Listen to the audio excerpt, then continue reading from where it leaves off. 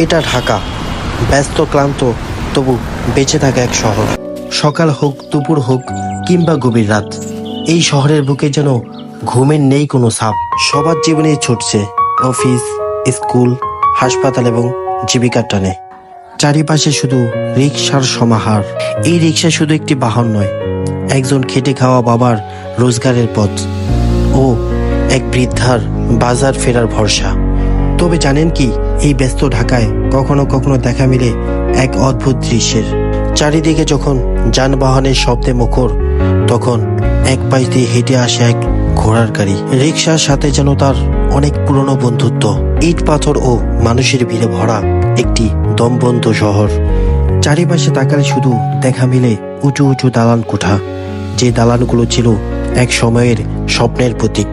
এখন তারা দাঁড়িয়ে আছে নির্লিপ্ত হয়ে, কংক্রিটের জঙ্গলে হারিয়ে যাওয়া পুরনো ঢাকার স্মৃতিগুলোকে মুছতে মুছতে। এই শহর কেবল একটি জায়গা নয়, এটা একটি অনুভব ও শব্দহীন ব্যস্ততা।